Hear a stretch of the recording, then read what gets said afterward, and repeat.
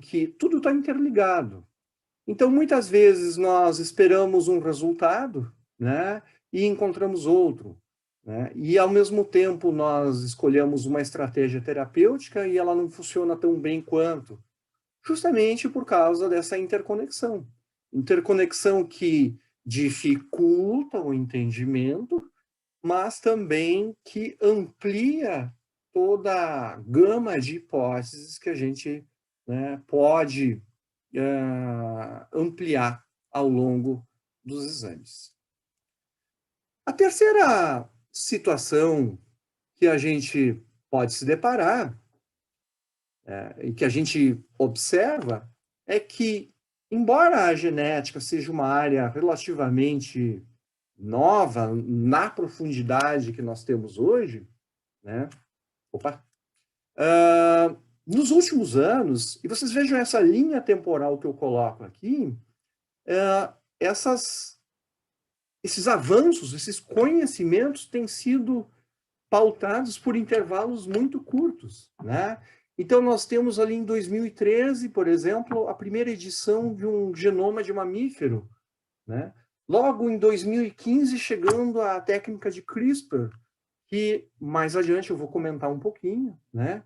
E a clonagem de células. Então, o espaço entre as inovações e, por consequência, aquilo que nós enfrentamos no dia a dia, abre aspas, né? Não enfrentamos não, do que a gente vê no dia a dia chegando na operadora, ou até o próprio paciente nos questionando, né? Tem cada vez sido mais curto. Uma outra perspectiva, né, dentro da genética é a questão dos custos, certo? E nesses custos a gente tem... Estou tentando tirar essa barrinha que está aparecendo para mim aqui. Não sei como é que eu faço para tirar essa barrinha. Doutor, a visibilidade está ok. Não, mas é que para mim aparece uma barrinha aqui. Bom, mas tudo bem. Então, é a questão, então, do volume, né, de testes genéticos que vem aumentando exponencialmente, ano após ano, né? Esse aqui é um dado real, né, mostrando que a inclinação da curva não é aquela que a gente muitas vezes tem a capacidade de processar, assimilar e analisar do ponto de vista mais crítico. Por outro lado, a gente também vê que essa demanda de exames crescente, ela também vem acompanhada de uma pressão financeira, né? Muitos exames que custavam, né, R$100, R$1.000, eles acabam barateando, mas novas tecnologias, né, mais complexas, com maior sensibilidade, né, vão chegando. Então, a pressão financeira, né, por conta da inovação, por conta da melhoria, mas também por conta do volume, né, ela é absolutamente real e vista diariamente. Uma outra perspectiva é a questão, conforme eu falei, então, que esses gastos, né, que são crescentes, então, quando a gente olha um pedido de um cariótipo que não sai caro, né, talvez a gente possa não se preocupar, mas a chance de um cariótipo acabar resultando depois de uma análise genética cada vez mais pormenorizada, como, por exemplo, uma análise de síndrome de X frágil, um CGH, SNP array, e lá no final até um exoma, leva a crer que não podemos desconsiderar mesmo os exames mais baratos. E isso, né, creio que também seja unânime, gera uma apreensão, né? Claro que a parte genética isolada, talvez ela não represente um grande desafio, mas junto com a genética vem todas as terapias, todos os medicamentos, né? Existe a genética para exames diagnósticos, né, e definidores de terapêuticas, e tudo pode levar, né, a uma ação na sequência. Então, nós também temos a questão da própria evolução, né, do conhecimento humano. Então, nós temos um aumento do volume, um aumento da venda, um aumento da complexidade, um aumento da ação, um aumento da apreensão, né? Mas também um aumento do volume de conhecimentos. Quer dizer, também precisamos olhar sobre essa ótica e comemorar, porque, afinal de contas, finalmente a gente tem dado passos muito consistentes para entender várias patologias. E disso, dessas reflexões assim mais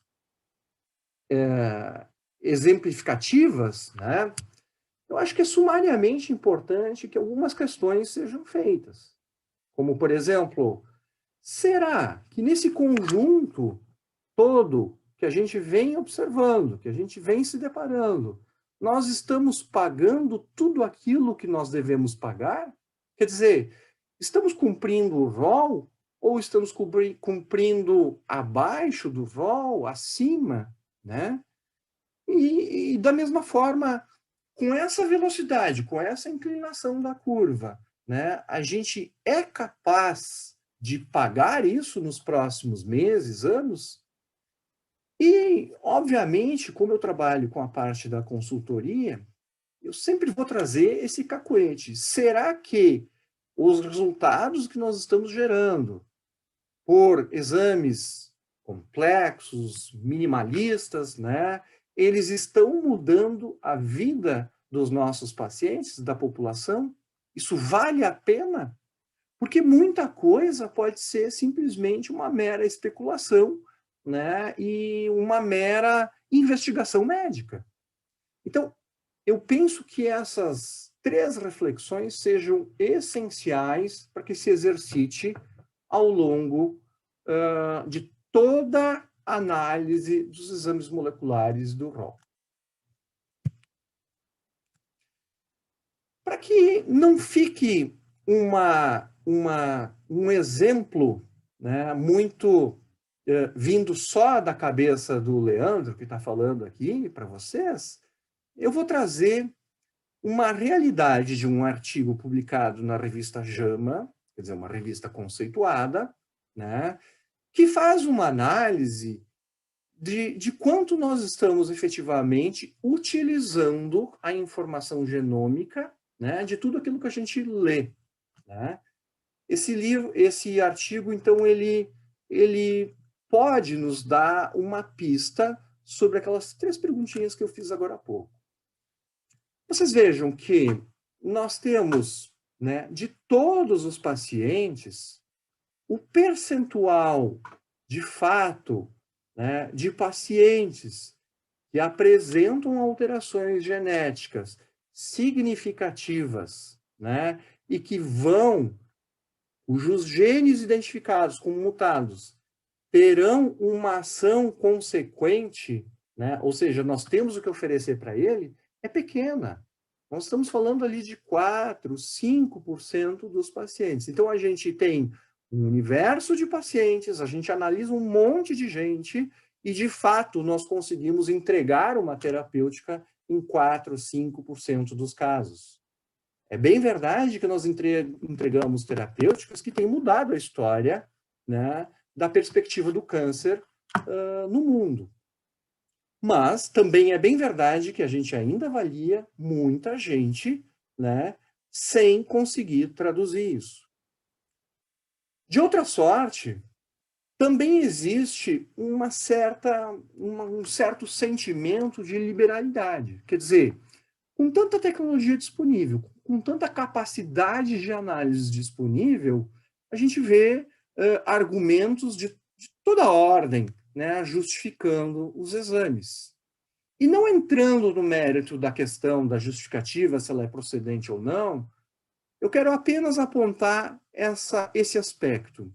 algumas referências que a gente dita, que a gente ouve ou utiliza como sendo referências inquestionáveis, quando a gente vai procurar lá na literatura, nós encontramos que elas têm falhas também.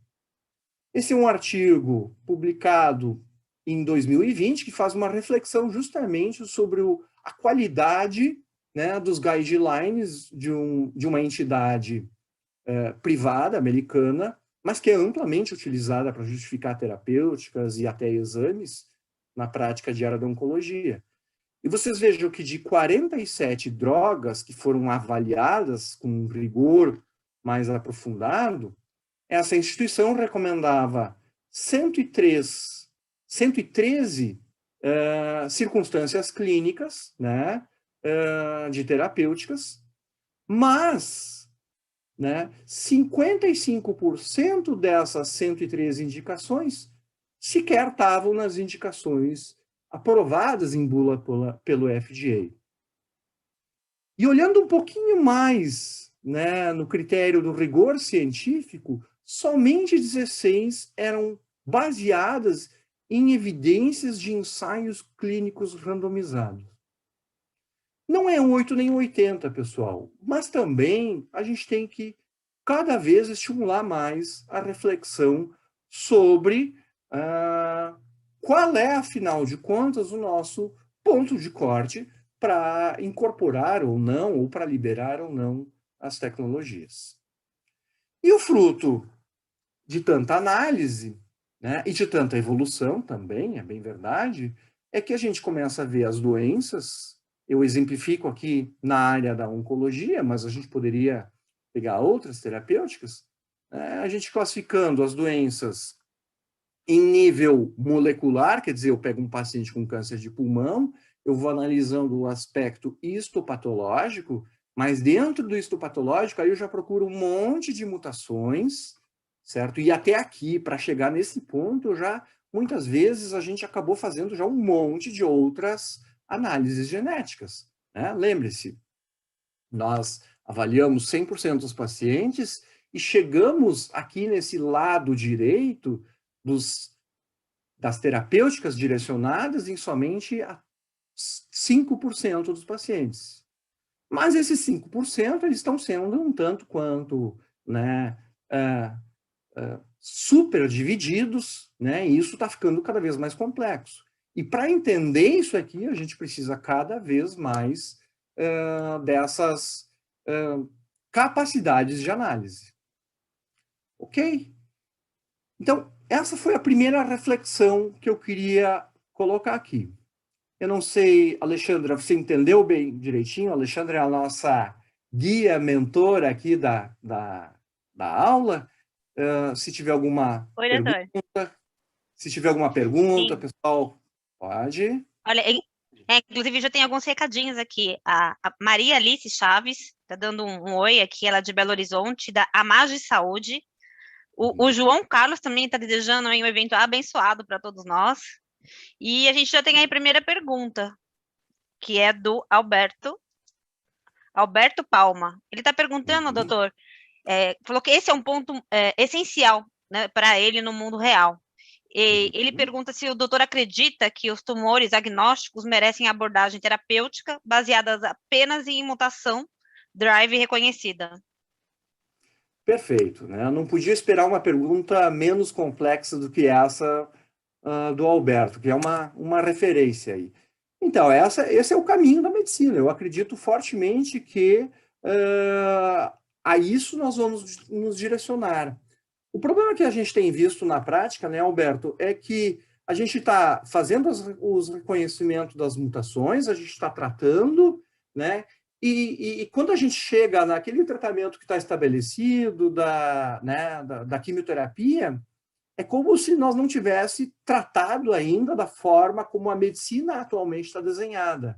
Então, quando a gente discutia lá no passado primeira linha de tratamento, segunda linha de tratamento, afinal de contas, quando a gente trata um câncer com terapia agnóstica direcionada para uma mutação tal, nós estamos fazendo uma linha terapêutica.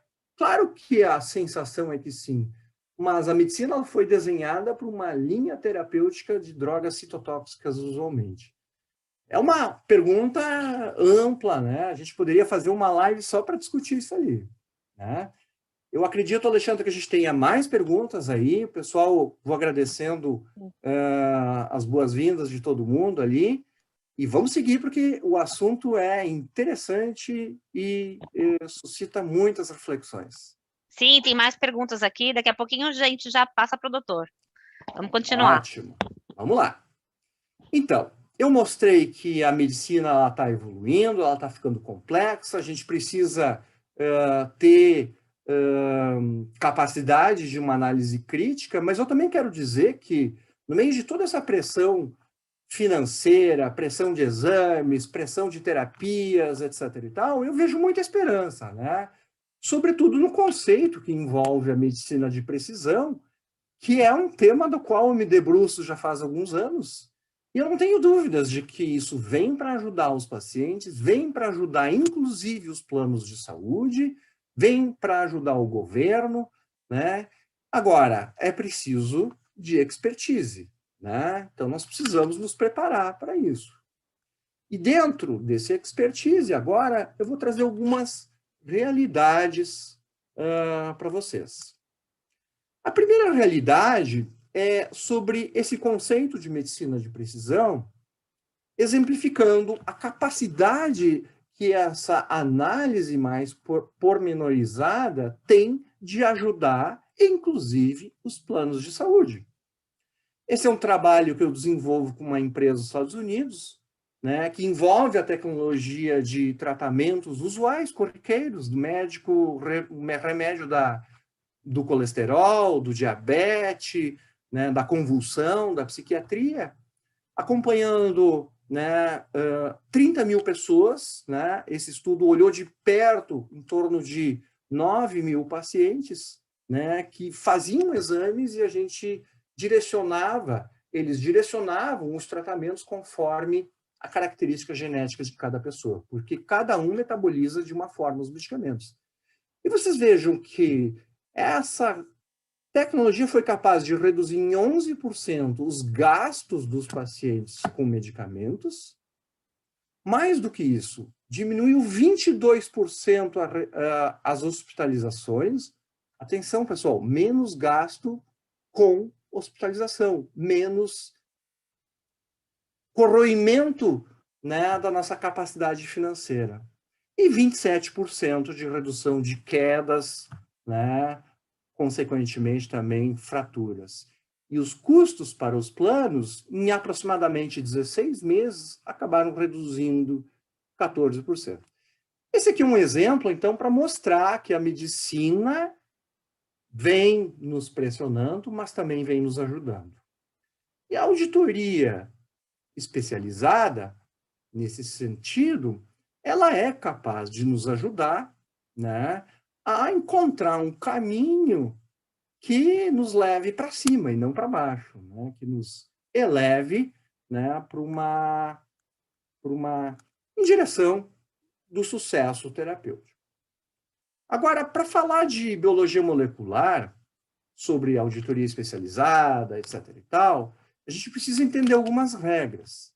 Eu não tenho a pretensão de fazer que vocês saiam daqui entendendo os pormenores, até porque são muitos anos estudando o assunto. Mas o sentido da coisa, eu preciso que todo mundo entenda. Vejam, a auditoria, em especial nessa área da molecular, ela tem que ser sempre uma arte da gente se colocar num posicionamento tal e fazer a reflexão, né, do esse.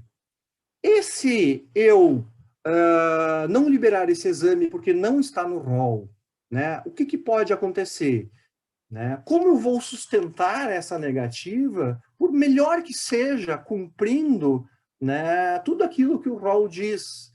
Né? Como é que eu vou manter essa justificativa perante, sei lá, um juiz, perante o usuário, etc. e tal? Por outro lado, também, e se eu autorizar, né, o que isso pode me ajudar, pode ajudar ao paciente, ao médico do paciente, né?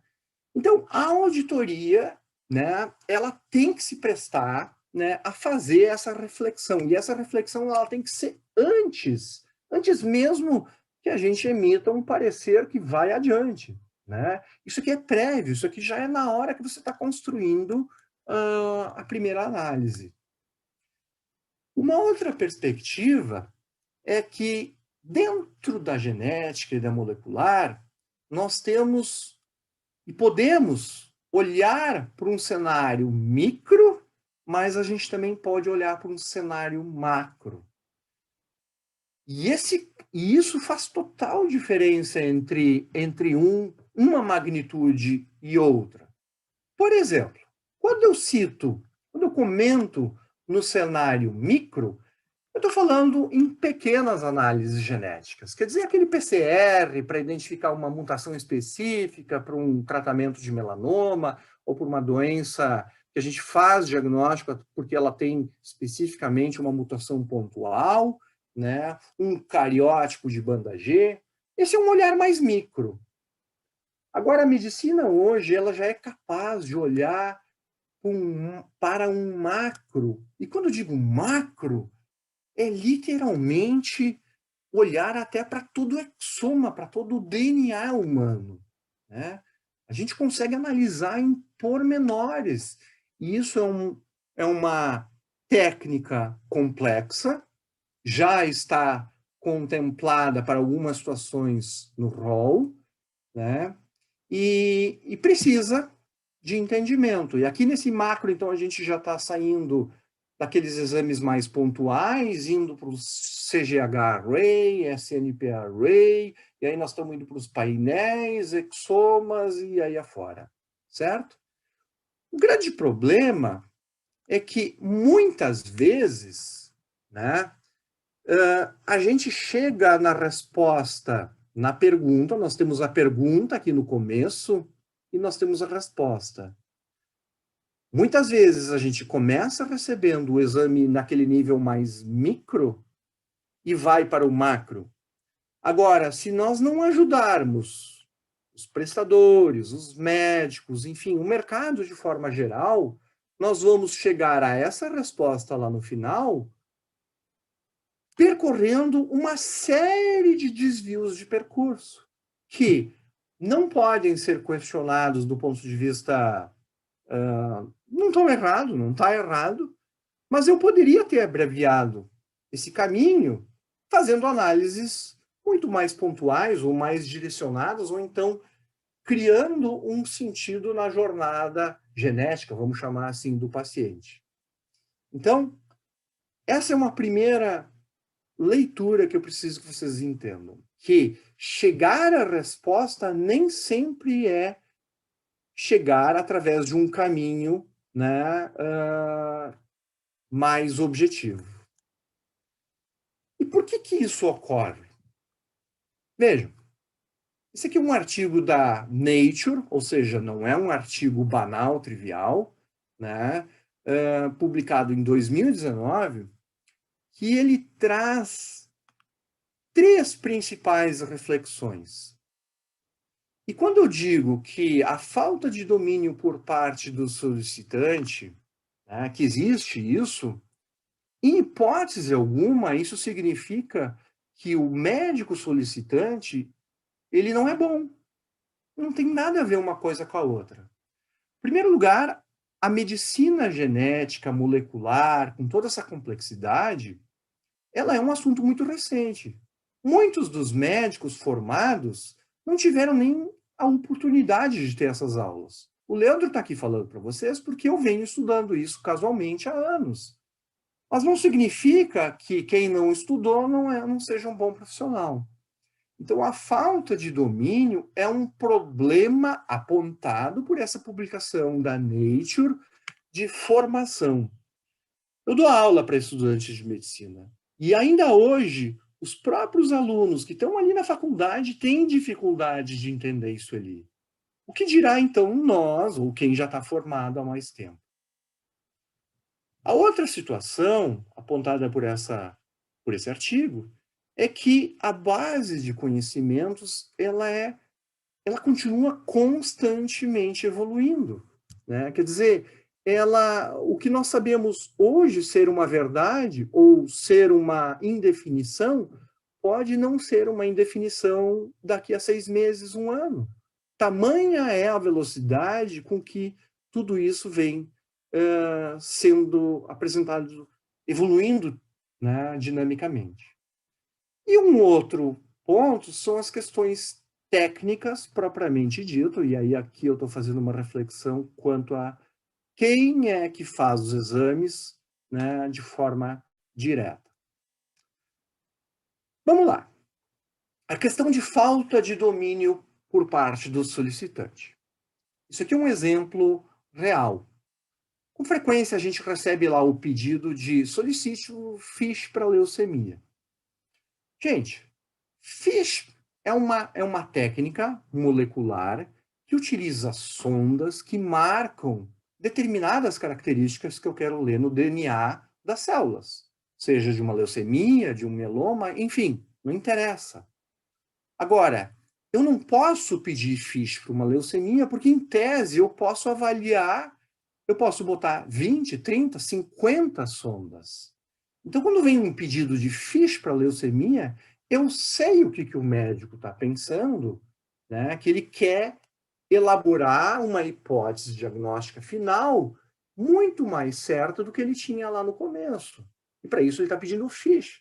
Agora, da forma como isso é colocado, em tese, quem vai prestar o serviço pode botar lá 50 sondas. Eu posso avaliar o que eu quiser. E tudo está dentro do conceito de definição, né, de um detalhamento diagnóstico dessa leucemia.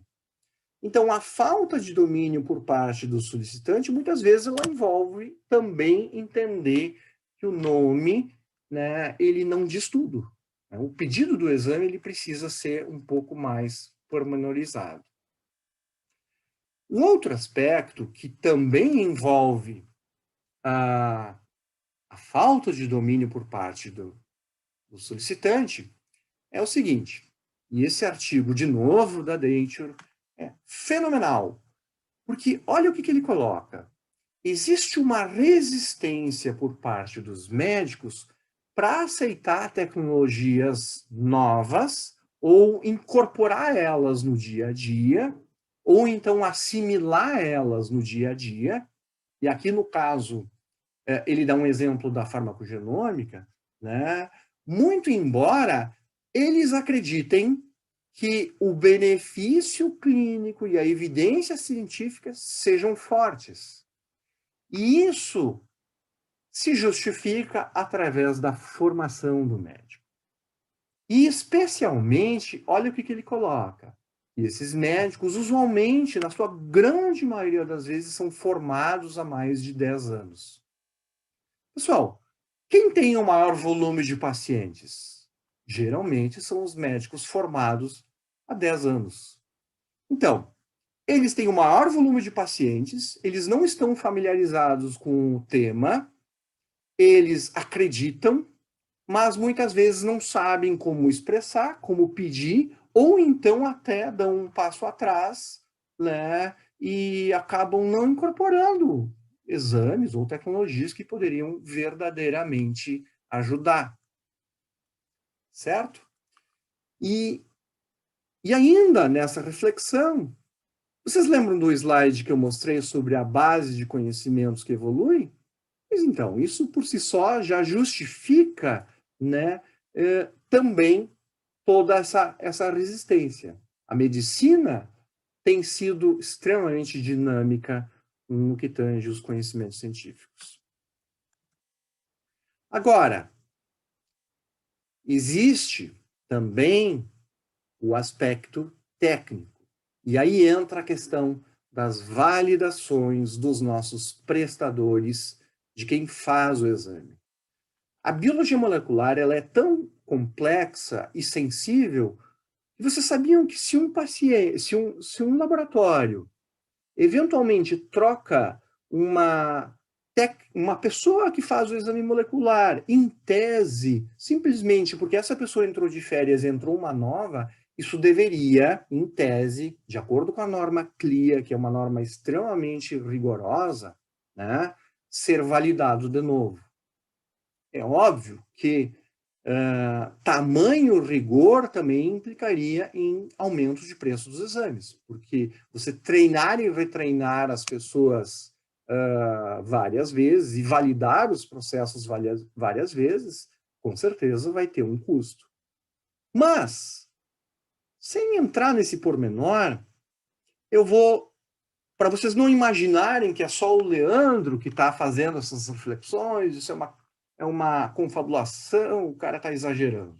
Vejam, guideline da Sociedade Europeia de Oncologia Clínica, publicação feita em 2019, quanto a uma técnica de biologia molecular que avalia uma característica, né, específica de alguns tumores, que se chama de instabilidade microsatélite. Ok? Por que eu estou trazendo isso? Estados Unidos, a imunoterapia, que é um grande avanço na medicina, ela já está aprovada, né? Aqui vem aquilo que o Alberto colocou há pouco, para o tratamento do câncer independente do sítio tumoral. Ou seja, nós vamos ter a instabilidade microsatélite sendo utilizado para o câncer de colo uterino, de pulmão, não interessa qual é o sítio do tumor. Tendo instabilidade microsatélite, ele teria indicação, né, de receber a imunoterapia. Isso com certeza vai chegar, né, já está sendo preparado para chegar no Brasil também. E olha o que esse guideline coloca. De novo, é o guideline. Eu já estou vendo que tem um monte de gente aí levantando a mão. Legal, show, estou conseguindo provocar. Olha só, 10%, pessoal, dos pacientes que receberam a imunoterapia nas pesquisas, nos ensaios clínicos, experimentaram falhas terapêuticas porque a técnica de diagnóstico, né, laboratorial da instabilidade microsatélite foi falha. Vou traduzir isso aqui. Vocês, operadora, nós, operadora, temos 10 pacientes recebendo imunoterapia por conta do diagnóstico de instabilidade microsatélite. Desses 10, um certamente não deveria ter recebido a imunoterapia. Não é nem culpa do oncologista, tampouco do paciente. É porque a técnica, o erro laboratorial ocorreu lá na hora do processamento. 10%, pessoal, na Europa. Tá? Então, fica essa provocação. Ok? Alexandra, tudo bem? Temos algumas dúvidas? Quer conversar mais um pouquinho? Oi, doutor. Nossa, muitas perguntas, viu? O pessoal realmente está bem interessado, participando bastante aqui do workshop. Tem duas perguntas, na verdade, da Maria Alice. Alice Melo Chaves. Ela está perguntando assim, considerando que há diagnósticos genéticos que não trazem nenhum benefício para o paciente após seu diagnóstico, pois não existe tratamento, você entende que os representantes de operadoras deveriam fazer algum movimento junto à ANS para excluir aqueles exames que não têm nenhum tratamento? Sabemos que os exames são extremamente caros para as operadoras e ainda um resultado positivo gera grande expectativa nos familiares e no próprio paciente. E se não existe um tratamento específico, o seu diagnóstico pode envolver a exigência, até mesmo por via judicial, de algum tratamento. Essa é uma super questão aqui da Maria Alice. Legal, Alexandra. Olha, Maria Alice, sua pergunta aí é super importante. Ela é, assim, tem uma resposta ampla, tá? Ela é, assim, eu gostaria de ter a oportunidade de ficar muito tempo aí conversando, mas assim, algumas vezes sim, eu acho que a gente tem que discutir, mas isso não é tão simples assim. Primeiro porque quando o paciente já chega com o pedido do teste genético, aquela família ali já está toda apreensiva, ela já está cheia de expectativas, né, de que aquele diagnóstico vai ser estabelecido ou não, vai trazer uma tranquilidade para a família, etc. e tal. Então, eu acho que tem que ser discutido com as operadoras, eu acho que tem que ser discutido com a ANS, mas não é tão simples de fazer essa discussão. Tá? Envolve, inclusive, angústias, né, das famílias para encontrar respostas às doenças dos seus familiares. Tá? Então, não é tão simples. Agora, por outro lado, eu quero dizer também, Maria Alice, que às vezes vale a pena fazer o exame, porque você dando uma resposta, respondendo ou dizendo para a família, olha, aqui está o diagnóstico do seu familiar, às vezes isso também pode representar naquele paciente que está indo em vários especialistas porque não encontra uma resposta, não tem um diagnóstico, pode nos ajudar também a tranquilizar nesse aspecto, né? Então, essas são duas ponderações que eu faço, assim, brevemente, né? Mas é um contexto enorme, assim, é uma reflexão que a gente poderia fazer com uma discussão enorme, né? Alexandra, tu queres passar um pouco mais adiante, trazer mais alguma coisa, ou vou adiante? O que tu prefere? Olha, tem mais uma pergunta e aí a gente pode seguir, que é aqui do Marcelo Benatti, da Aumente. Ele está perguntando, exames genéticos, uma peça cirúrgica, então são válidos? Apesar do custo, valem a pena? Então, eu não entendi muito bem a pergunta, Marcelo. Talvez depois tu possa... pode falar, Alexandra. Não, ele colocou exames genéticos em uma peça cirúrgica, né? Se eles são válidos e se, apesar do custo, né, de ser elevado, se vale a pena realizar. Nesse sentido... É mais genérica, né, doutor? Não, olha só. É porque talvez eu já consigo enxergar... Porque qual é a grande questão que a gente diz hoje em dia? Quando a gente avalia uma peça cirúrgica, nós não estamos tendo a definição do cenário genético daquela doença como um todo. Nós estamos vendo a fração do local daquela biópsia. Então, a reflexão que o Marcelo me levou é que, será que realmente avaliar aquilo ali representa aquilo que, né, é o contexto maior do paciente? Algumas vezes sim, outras não. Mas aí, Marcelo, a gente pode fazer uma discussão ampliada sobre o que está chegando aí, que pode nos ajudar bastante, que são as biópsias líquidas, que tem muito modismo, né? Precisa ter muita crítica, mas eu acho que pode, ao que tudo indica, é uma coisa que vai nos ajudar bastante nesse sentido. Ele está até colocando aqui, doutor, que o doutor deu o exemplo do câncer de pulmão nesse sentido.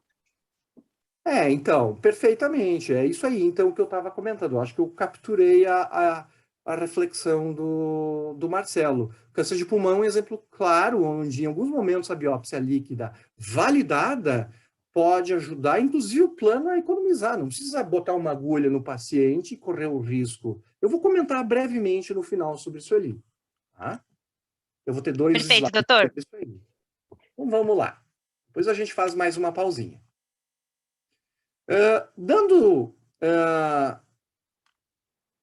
Seguindo, né, com toda essa reflexão, vem as consequências, né? Afinal de contas, tudo isso que eu estou colocando, desafios, o médico que não entende, ou que não... que diz até, não vou me dedicar sobre esse assunto, porque o meu assunto é o doença, é a cardiologia, não o detalhe genético, né? Quais são as consequências disso tudo? As consequências são várias, né? Várias. Eu estou trazendo aqui algumas consequências mais para o lado da visão da operadora. Então, nós temos, por exemplo, aquela operadora que lançou o olhar e tem o pedido do exame, né? E a gente vai restringir, vai avaliar mal, vai pagar R$1.000, quer dizer, vai pagar mais barato, e no fim, lembram que eu mostrei aquela figurinha do percurso? E nós vamos gastar 5.000, porque aí ele vai num outro colega que quer um exame mais detalhado, etc. e tal, né? Ou então escolhemos a técnica errada, né? Ou a estratégia errada, né? E a gente vai chegar na mesma resposta final. Eu já tive várias vezes situações de painel genético para câncer hereditário, onde se avaliava se dizia se tinha mutação ou não, só que aí depois o paciente ele foi consultar com outro especialista que disse o seguinte, olha, não, eu quero fazer eu preciso de um painel que avalia a alteração de número de cópias. E o que aconteceu com a operadora? Teve que pagar de novo o exame. Então, um exame que não precisaria ser feito 2 vezes, acabou sendo feito 2 vezes justamente por não lançar esse olhar aí crítico sobre o que estava sendo demandado, né? Outro exemplo, né? Então, do resultado disso tudo, a gente pode ter a situação, né, de pagar, né, ter o prestador cobrando, né, R$1.000 e a gente acaba custando para a gente, né, por problemas metodológicos, né? E aí, lembrem do exemplo que eu dei da instabilidade de microsatélite, né? Que 10% do exame tem problemas metodológicos, então a gente acaba gastando mais e ainda por cima gastando mal o dinheiro, né? Uma outra reflexão, a gente tem o exame, né? Opa, eu acho. Né? O exame que está restringindo, a gente está sendo estritamente conforme, né, adult, né, mas está avaliando em alguns aspectos, com as possibilidades que já existem no mercado hoje, uma forma um tanto quanto limitada, né? Pagamos mais barato e também acaba gastando mais. Então, é exatamente esse exemplo que eu coloco aqui, de chegar lá no final um caminho tortuoso, né? Resumindo, né, a gente pode gastar mais e chegar no mesmo resultado, a gente pode gastar menos e perder oportunidades de prover melhores soluções, a gente pode gastar menos e ainda por cima gastar mal, né? E talvez, eu não sei o que é pior aqui, né, gastar mais e ainda por cima gastar mal, né? A gente fica um pouco angustiado quando vê isso ali. Então, agora a gente vai entrar numa outra reflexão. Se tiver alguma pergunta que tu quiser trazer aí, Alexandra, fica à vontade. Agora nós vamos cada vez entrar mais para o mundo real aí do dia a dia da auditoria. Sim, temos mais perguntas aqui, sim, doutor. Eduardo Ramos, de Curitiba, ele pergunta, existe experimentabilidade no critério de indicação de exames genéticos moleculares? Sim. Em alguns contextos existe, claro, né? Você veja, quando você faz um exoma, né, para uma doença que em tese não está bem entendida ainda hoje em dia, e você encontra um monte de alterações que não sabe nem o significado, isso não deixa de ser não um experimento no sentido de pegar e manipular alguma coisa, mas o experimento no sentido de avaliar e não ter uma resposta final e ficar experimentando cada vez mais e mais e mais atualizações e soluções. Eu estou trazendo esse único exemplo, mas teria mais exemplos. Então, sim, dependendo do que você avalia, pode ter um caráter de experimentabilidade. Por exemplo, né? BRAF em câncer de cólon. É uma análise genética, a gente faz através de um PCR simples, poderia ser feito.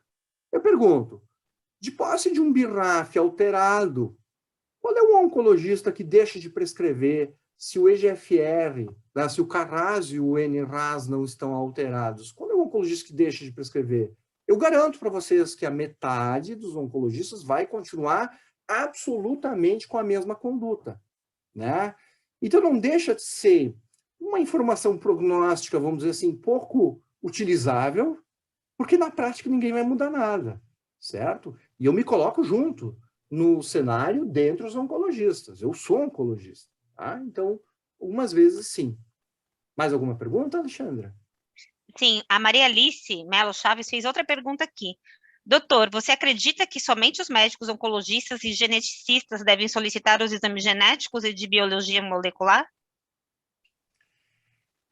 Eu acredito que nós temos que criar alguma forma de canal de comunicação, porque, em primeiro lugar, não tem profissional que chega para solicitar teste genético, né?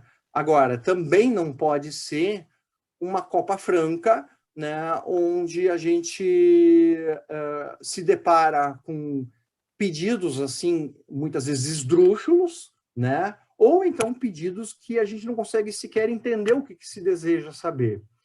Então, eu não acho que tenha que ser restrito, né, mas eu também acho que não pode ser uma coisa largada. Tem que ser construído uma caminhada, tem que ser discutido, eu acho que tem que ser conversado com aqueles que estão solicitando e, eventualmente, tem que ser peneirado quem tem a capacidade de evoluir nas solicitações genéticas ou não. Inclusive, doutor, o Marcelo Benatti aqui faz uma pergunta complementar, que é, exames genéticos em peças cirúrgicas fazem imunohistoquímico. Desculpe a pronúncia. E ele também pergunta se os exames genéticos valem a pena. Então, dependendo da circunstância e da patologia, a gente vai precisar da imunohistoquímica e vai precisar do exame genético, porque ele lança olhares sobre coisas diferentes. A imunohistoquímica, via de regra, ela vai olhar e procurar expressões, via de regra, proteínas ou receptores nas células. Certo? O que são essas proteínas e os receptores? São o resultado final de um DNA, de uma leitura de um DNA. O grande ponto é que nem sempre aquilo que está no DNA chega até a proteína. Então, é uma área que, sim, às vezes a gente vai precisar das duas técnicas de forma sinérgica. Agora, com certeza se caminha cada vez mais para analisar o DNA. Como, por exemplo, câncer de mama, a gente avaliando hoje em características genéticas dos pacientes, a gente tem muito mais questões respondidas do que analisando simplesmente uma imunohistoquímica. Perfeito, doutor. Tem mais algumas aí para o final, hein? O pessoal está Então, participando bem. Agradecemos Show. muito aí. Obrigado, pessoal. Vamos perguntando. Pode me pressionar que é isso aí. Porque justamente é isso aí, ó. Desafios é o que nos motivam, né? E esses desafios eu vou trazer para vocês agora são desafios reais, que eu vi ali no dia a dia das operadoras que eu faço o suporte diário. Vamos lá. Então, agora sim nós voltamos para o caso da Laura, né? A Laura, uma paciente jovem. Só que antes de falar da Laura, eu quero alinhar uma coisa com vocês, tá? Todo e qualquer exame genético, né, codificado, algumas vezes de forma agrupada, como vocês estão vendo aqui, ele parte de um princípio, de uma sequência, né? A gente precisa coletar o material, a gente precisa preparar ele, extrair o DNA, amplificar, ler aquele material amplificado e aí sim, no final, interpretar. Ok? Entendam, então, essa sequência. Nem sempre a gente vai fazer de novo a extração, porque o DNA já foi extraído. Então, esse conjunto de códigos, às vezes, ele não se repete. Tudo depende do exame que vai se avaliar na sequência e o que já foi feito antes. Ok? Então, tá. Agora, a nossa pacientinha, ela, então, tinha câncer de mama, certo? Ela chegou, na verdade, no primeiro caso, né, a nossa pacientinha aqui, a Laura, ela fez uma punção diagnóstica da mama e simplesmente aquela punção mostrava atipia, não era câncer. Claro que uma atipia tem uma chance de evoluir para o câncer. Mas nisso ali já vem um pedido de BRCA1, BRCA2. Isso ali não é uma indicação formal, né, de teste de análise de BRCA1 e 2. A Laura também, né, ela fez um exame, né, vamos dizer, ela preenchia, ela teve um câncer de mama invasivo, teve, então, indicação formal de fazer uma análise de BRCA1 e BRCA2, né? E existe uma possibilidade de se fazer a técnica de NGS, que é sequenciamento de última geração, né? Que, por sua vez, também existe um código para essa outra técnica aqui. E vejam, esse exame sempre vai ser feito. Esse aqui nem sempre vai ser feito. Só que muitas vezes a gente acaba pagando um pacote de códigos e sempre vai pagar os dois, certo? Como eu estou dizendo, o MLPA ele só é feito dependendo do resultado do NGS. Então, esse aqui é um outro exemplo, né, do dia a dia que a gente se depara, né, nas consultorias da genética. Outro exemplo, né? A Laura, nossa pacientinha, ela chegou com um pedido de análise de BRCA1 e BRCA2, mas ela trouxe o tecido tumoral, ela trouxe o bloco de parafina. Pois bem, BRCA1 e 2 está escrito lá na DUT, certo? Só que o foco da DUT não é o tecido tumoral, ele não é com intuito terapêutico, ele é com intuito de prevenção ou de aconselhamento, né? Então, nesse caso, a Laura, para analisar o BRCA, né, não teria indicação. Um outro exemplo,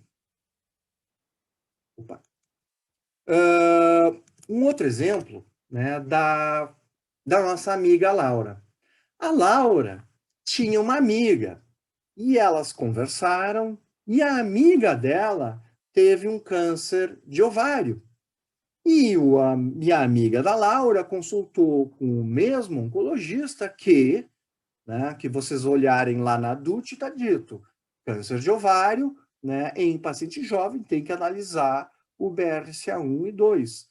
Só que, numa análise mais detalhada do caso da amiga da Laura, a gente descobre que o câncer que a amiga dela teve era um teratoma, ou seja, não tem nada a ver com aquilo que a DUT se propõe.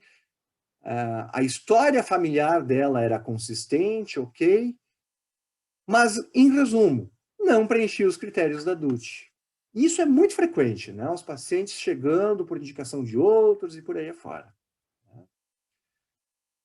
E aí acaba chegando também a questão dos pedidos mais complexos, né? Quer dizer, a gente vai analisando, a gente vê um paciente com um quadro clínico, né? E aí os exames, chega um momento que aquele pedido de exoma acaba batendo na nossa porta. E aí sim, o paciente já passou por várias consultas com vários especialistas. E a reflexão que eu trago aqui é justamente essa. Às vezes, vale a pena olhar um pouco além da DUT e, quem sabe, até liberar um exame que pode resolver uma série de questões. A interpretação, no caso dos exomas ou de outros exames complexos, precisa ser entendida. Essa interpretação não é trivial. E no caso de um exoma, ele pode chegar, né, com um achado de uma variante de significado incerto. Um ano depois, chega lá na operadora, de novo, um pedido de exoma. Ora bolas, se o paciente já fez um exoma, vai fazer de novo exoma, tem outro pedido, procede. Lembrem daquele slide que eu falei. O que é incerto hoje pode ser certo amanhã. Ou seja, aquele achado no exoma, né, que dizia variante de significado incerto, precisa ser conferido de novo, né, numa base de dados para ver se aquilo que era incerto agora não é certo, né? Então, a Laura teve 2 pedidos de exoma. Pois, o que aconteceu? Na verdade, ela tinha lá no primeiro exame esse achado aqui, e aí isso determinou uma nova análise. Agora, essa nova análise, pessoal, não significa que tudo aquilo vai ser feito de novo. Não. A gente vai olhar os achados e nós vamos agora confrontar com uma base de dados. Essa situação de reanalisar, reavaliar os achados que ainda são incertos, ela é tão importante, que a Sociedade Americana de Genética, ela coloca, olha, a análise procura por variantes, né, ela é imperfeita, né? Isso não nos dá 100% de certeza, e é por isso que a gente acaba vendo pedidos de reanálise ou de novos exames, repetindo o que já foi feito, né? E ela coloca que é necessário, né, que se sente na mesa, né, e que se discuta formas de resolver essa questão do impasse das reanálises, né, de forma sustentável para os dois lados. E, portanto, ela sugere que se sejam estabelecidas claras políticas de reanálise, né, de antemão, antes que o exame da Laura chegue pela segunda vez. Então, nós precisamos sentar com os prestadores e avaliar isso ali. Aqui eu trago para vocês alguns exemplos de plataformas de análise que o laboratório que fez o exame precisa resubmeter. Essas plataformas, então, elas são pagas, então também é justo que os laboratórios que fazem as reanálises recebam um honorário por isso, mas também não é justo que a operadora tenha que pagar 2 vezes o Exoma. Ok? Essa é a mensagem que eu queria passar. E depois da Laura, a dona Adriana. A dona Adriana, ela tinha uma série de problemas de saúde. Dentre elas, a história da Adriana começou lá no passado, quando ela teve 3 abortos, né? E aí chegou um pedido para análise de fator 5 de Leiden, MTHFR, protombina mutante, PAI-1. Essa questão das análises genéticas para trombofilias, ela demanda exames diariamente. O fato é que, primeiro, MTHFR e PAI, né, estão inclusive proscritos, né? Está lá de forma clara na DUT de que eles não devem, não precisam ser pagos. Segundo ponto é que o abortamento por si só não justifica a análise, né, perante ao rol, sempre destacando isso, né, desses genes, né? E ainda dentro das trombofilias, o que eu tenho visto é que a Adriana, ela saiu da consulta, né, e ela foi buscar uma segunda opinião. E a segunda opinião veio mais eufórica ainda, né? Quer dizer, a lista de exames que vai se analisando vai cada vez ampliando.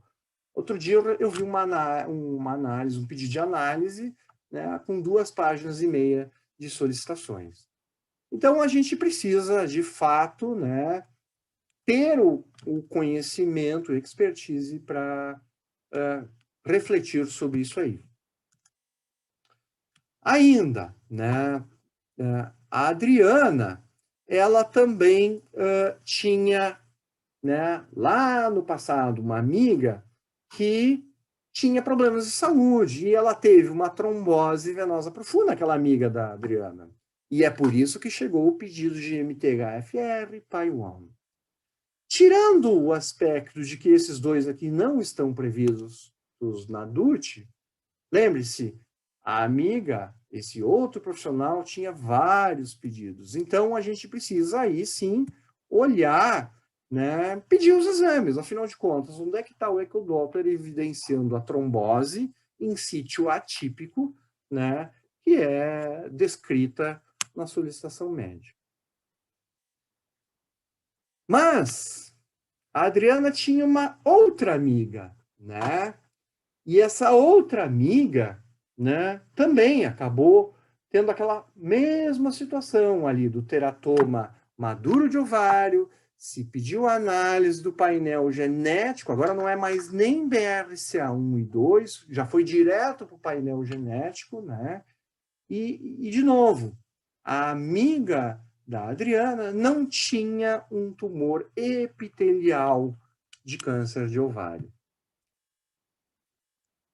A amiga da Adriana tinha uma outra amiga que, por sua vez, essa sim, tinha uma mutação em heterozigose, né?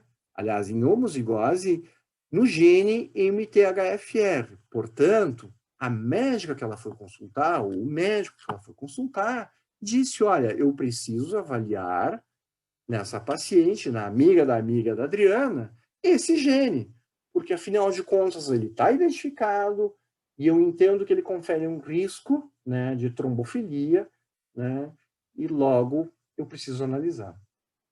Óbvio que aqui não há nenhuma obrigação por parte da operadora, né, de cumprir com a demanda desse exame. Tem N motivos para explicar para vocês, mas eu estou só querendo exemplificar aqui, né? E essa amiga da Adriana, ela tinha uma irmã, e a irmã da amiga teve câncer de mama e analisou um painel genético que mostrou, olhem só, uma mutação patogênica, ou seja, relevante nesse gene aqui chamado MUT. Qual é o problema? O problema é que a operadora, em primeiro lugar, pagou o painel genético, né, que avaliava um gene que não está previsto na DUT. E lembre-se, tudo aquilo que a gente analisa e gera uma resposta, não, eu entendo que aqui não tem como não pagar. Porque você pagou o painel, foi identificado e tem que seguir. Agora, ao pé da letra da DUT, esse exame não haveria obrigação de ser pago. E daqui vai desencadear que a irmã vai ter que fazer também, e assim sucessivamente entra a sequência de exames, né? Aqui, olha só, a amiga, né? A irmã da amiga. Por fim, eu vou trazer para vocês a história do Jonathan, que tinha uma hipótese diagnóstica de transtorno do espectro autista, né? E vinha lá relatado, né, que ele tinha um pai e mãe muito presentes, inconformados, e aí entra um pouquinho aquelas reflexões que eu acho que, se eu não me engano, a Maria Alice acabou fazendo, né? De negar ou não negar, pagar ou não pagar, ou simplesmente negar porque não está na DUT, né?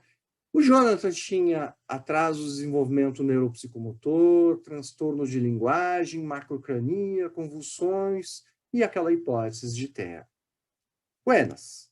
Ele fez vários exames. Ele fez o cariótipo, ele fez depois a pesquisa de sítio X frágil, ele fez CGH array, né? E como ele tinha convulsão, ele acabou fazendo também painel para epilepsia e acabou fazendo, inclusive, o exoma.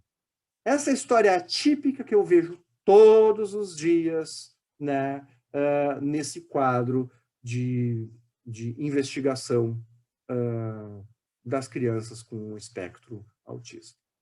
E o exoma nada mais é do que olhar para o DNA daquele rapaz, tirar todas as áreas não codificantes e tentar dizer se aqui dentro das áreas que codificam proteínas tem alguma coisa que possa justificar o quadro clínico do rapaz. Pergunta: depois que eu descobri isso aqui, eu vou conseguir fazer alguma coisa com ele de diferente? A resposta é não. Hoje em dia, a gente descobre isso e a gente acaba tendo uma resposta para a pergunta dos pais que estão inconformados, que tiveram aquele caso. Mas a gente não tem uma acionabilidade no exame. Estou terminando e agora eu vou traçar 2 slides com a última reflexão, que é sobre o DNA tumoral circulante. É uma técnica, como foi mencionada, né, pelo Marcelo, se eu não me engano, né? Vale a pena biopsiar um câncer de pulmão? Olha, nem sempre. Porque a técnica de DNA né, biópsia líquida, ela se propõe a procurar no sangue da pessoa, né, assinaturas genéticas prevalentes que representam a maior parte do DNA tumoral, uma assinatura preponderante no paciente. Então, muitas vezes, pessoal, não desconsiderem totalmente a hipótese de fazer uma biópsia líquida, mesmo que não esteja no rol, porque talvez ela seja melhor em termos de custo, de risco do procedimento cirúrgico, tem uma melhor logística, né, e vai fornecer uma resposta. Vocês vão acabar economizando dinheiro.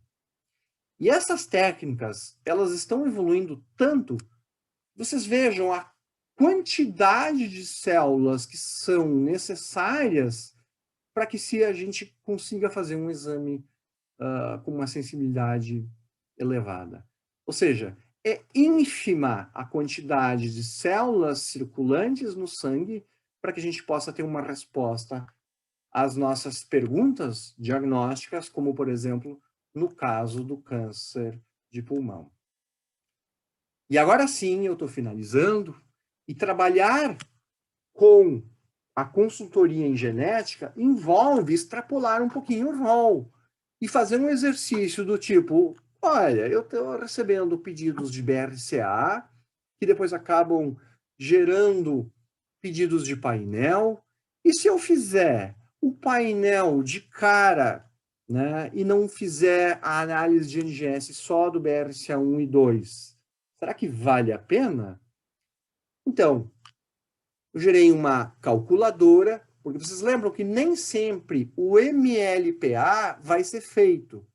Então, considerando esse índice de não necessidade do exame, às vezes, né, para um simulado de 15 pacientes, né, nós teríamos, né, um dinheiro gasto de aproximadamente, né, 33 mil reais. Agora, se eu olhar estritamente, né, para o painel e não seguir a DUT, vejam, com 15 pacientes, em vez de gastar 33 mil reais, eu vou gastar 10.950. Então, às vezes, a gente não pode ver a DUT como um limitador, né? Às vezes, ela pode até, né, piorar a situação financeira.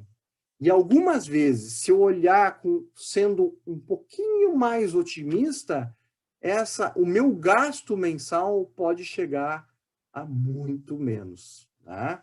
Então, é esse tipo de exercício que a gente tem feito. Resumindo, Alexandre, eu já vou passar para ti, hein? Nos exames genéticos, com tanta tecnologia hoje disponível, hoje em dia, né, muitas vezes o céu é o limite. Né?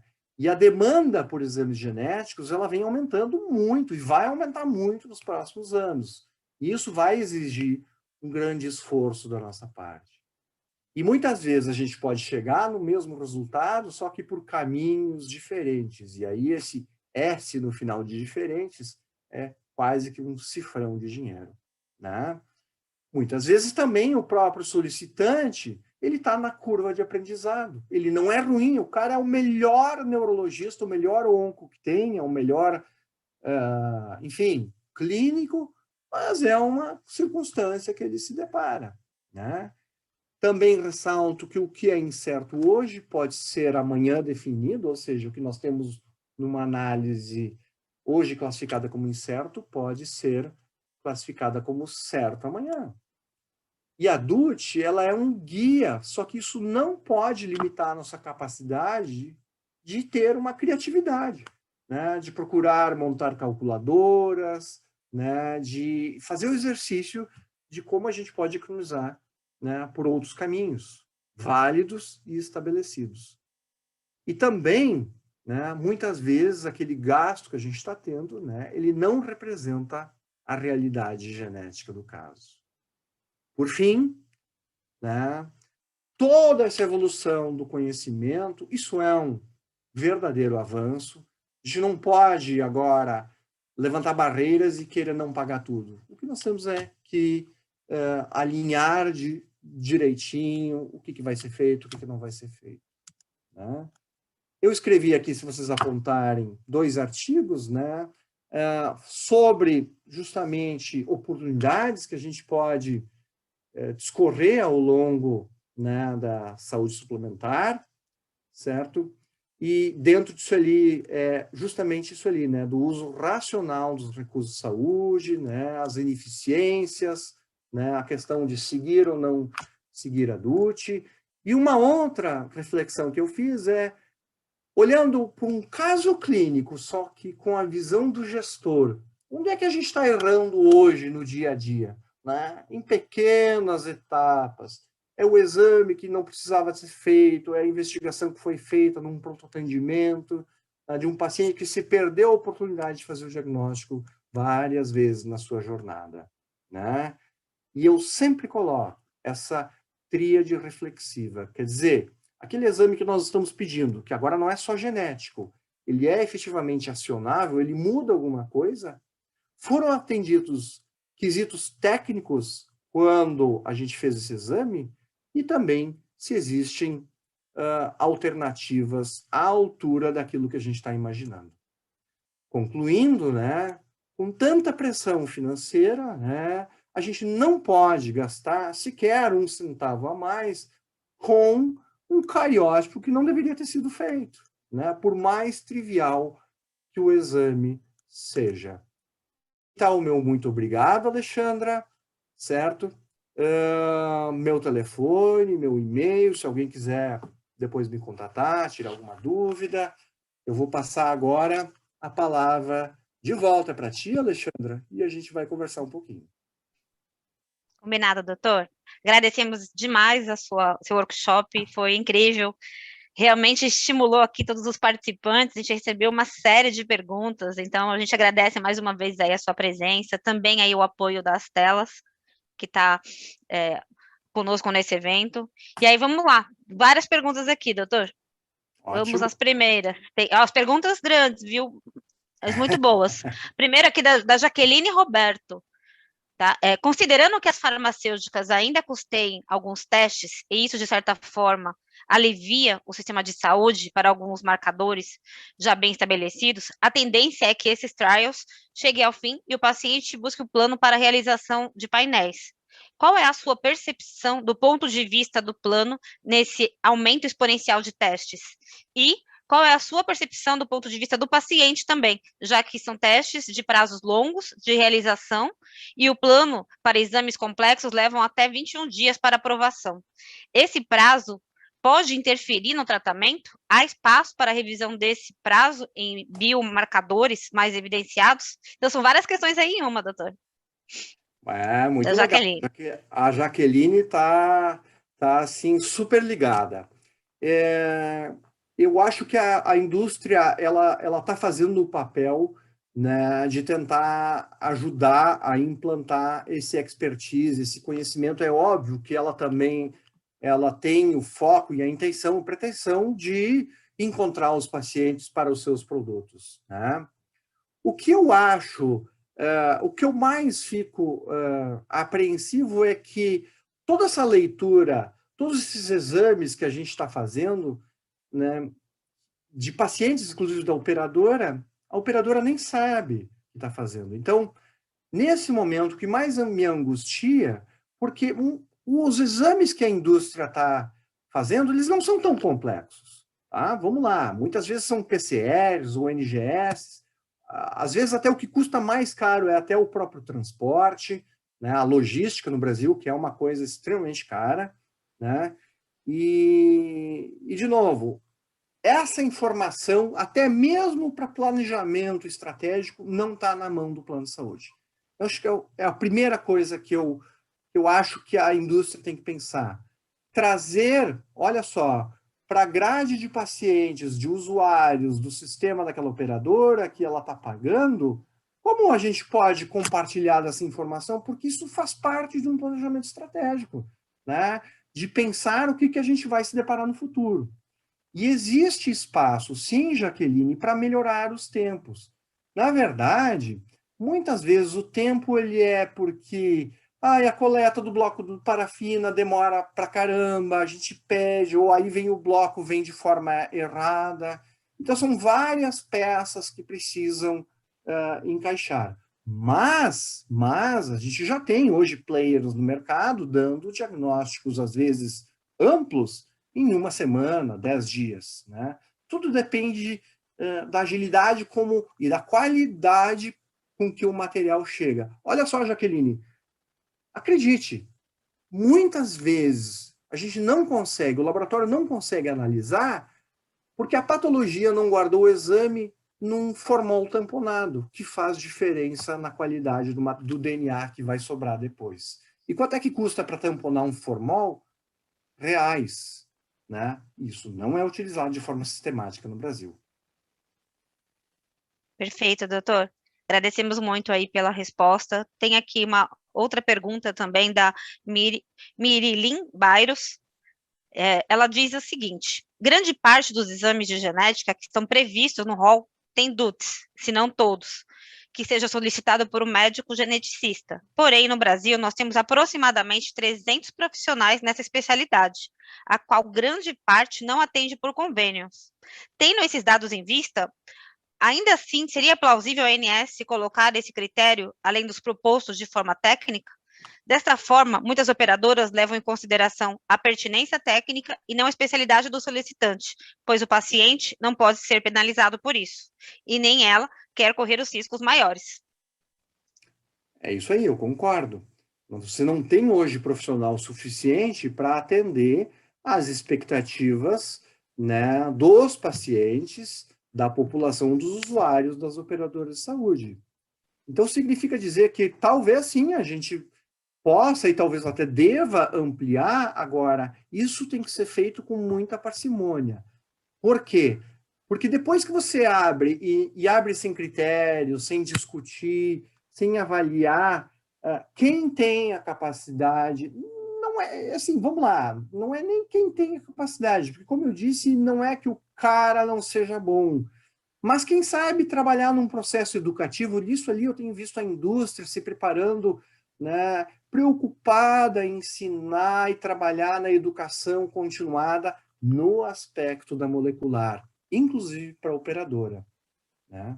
E aí é importante. Doutora Jaqueline aqui está fazendo uma ressalva com relação à pergunta anterior que ela havia feito. Ela está dizendo assim: minha pergunta é sobre o tempo de liberação e por parte do plano, sobre a autorização. Então, cada plano tem uma logística, né? Dos planos que eu trabalho, essa logística, esse processo de liberação, ele é absolutamente ágil, né? Praticamente a gente dá resposta todos os dias, né, para todos os pacientes. Então, eu acho que vai muito de uma organização interna, estrutural, porque realmente eu concordo com você, Jaqueline, que na hora de fazer o teste tem que ser rápido, porque o paciente está angustiado, né, porque às vezes é um câncer, e aí a pressão começa a vir de todos os lados. Tem um pessoal aqui também perguntando referente à apresentação, se o doutor vai disponibilizar, né? Então, eu estou colocando aqui no chat, pessoal, um e-mail, tá? Para vocês encaminharem, solicitando a apresentação do doutor. Aí, em cima desse e-mail, a gente encaminha, ok? Obrigada. Aí, vamos lá. Próxima questão aqui é do Júnior. O Júnior pergunta: doutor, você entende que processo de auditoria constante em exames moleculares pode atrasar diagnósticos ou gerar incômodo para o beneficiário? Caso positivo, como você entende que a operadora deve se comportar nesses casos? Bom, que pode gerar algum incômodo, pode, né? Sobretudo porque quando você faz uma auditoria de um pedido que já foi gerado por um médico, né, o paciente ou a família, pessoal, o paciente ou a família, eles acreditam piamente naquilo que o médico está solicitando. Né? Então, é absolutamente normal que, se você olha para adulto e diz, não, isso aqui não está previsto, né, vai gerar ruído. Né? porque existe essa confiança entre quem pediu e quem é afetado, né, que acaba se estremecendo, né? Como é que a gente lida com isso? Nós precisamos lidar com isso sempre mantendo informado o usuário, dando respostas claras, explicando o porquê das coisas, né, o porquê das negativas, ou o porquê que, inclusive, quem sabe, a gente está avaliando a possibilidade de liberar além do que foi solicitado. Por quê? Porque a gente já está vislumbrando que lá adiante vão surgir mais exames, né, e logo vale a pena antecipar. Vamos lá. Mais uma pergunta aqui, doutor, do Alberto Palmas. Um caso específico que temos trabalhado na elaboração de uma diretriz para que determinados tumores de mama sejam elegíveis para a realização da mama print e da oncotypes de vida, pois vemos pacientes e operadoras refém apenas da opinião do médico consultado. Diante disso, o doutor acredita que se pode ou deve criar diretrizes para tais análises? Por favor, só repete o começo, Alexandre, da Claro. pergunta. Sim, ele fez primeiro um comentário geral, que eles têm um caso na instituição, que eles têm trabalhado na elaboração de uma diretriz para poder atuar com determinados tumores de câncer de mama, né, que sejam elegíveis para a realização de procedimentos como a mama print e a oncotypes de vida, pois eles veem, né, os pacientes e operadoras como reféns apenas da opinião do médico. Então, diante disso, ele gostaria de ouvir sua opinião, doutor, se o doutor acredita que se pode ou deve criar diretrizes para essas análises. Ah, com certeza. A gente precisa criar as diretrizes até para justamente, primeiro, não deixar de utilizar uma tecnologia que é capaz de ajudar, inclusive, a operadora a salvar dinheiro. Porque o que essas análises genéticas né, de painéis de gene se propõem? Ela diz o seguinte: quando você tem uma paciente que você não tem convicção plena de que ela vai se beneficiar da quimioterapia, faça o exame e a resposta do exame vai te dizer, né? Faça quimioterapia ou não faça quimioterapia, porque a chance é maior ou menor de benefício. Então, lá no final, isso pode ser até bom para a operadora. Agora, também é preciso construir uma diretriz, porque senão acaba virando, né, uma tecnologia que se justifica em contrário, né? Quando você sai do cenário que ela seria, daquilo que ela consegue ajudar, acaba perdendo a justificativa de ser. Pessoal, a gente já está caminhando para o final, a gente tem aqui mais 3 perguntas, e aí a gente já pode ir para as considerações, doutor. Vamos lá, tem aqui a pergunta da Regiane Amorim, que está sendo feita pelo YouTube. Primeiro, ela está parabenizando o doutor pela apresentação e por trazer esse tema para discussão. A Regiane gostaria de saber se já consta na DUT, diretriz de utilização para esses exames da ANS, e qual seria a DUT, e aí ela está agradecendo aqui, ela é gestora de saúde de São Paulo. Então, sim, a gente tem diretrizes, eu não sei especificamente quais são os exames que ela quis se referir, né? Mas a gente tem ali na DUT uma série de regramentos para várias patologias, né? E por vezes, dependendo, né, alguns acham que é uma DUT que não é um tanto clara. Eu já acho que ela, assim, ela talvez não seja o melhor dos mundos, mas ela tem um direcionamento, ela ajuda, né?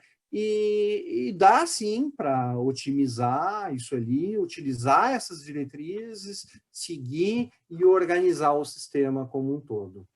Vamos aproveitar aqui também, Alexandre, agradecer aí o elogio do pessoal, aí os agradecimentos, a Patrícia, a Sândia, né? Muito obrigado.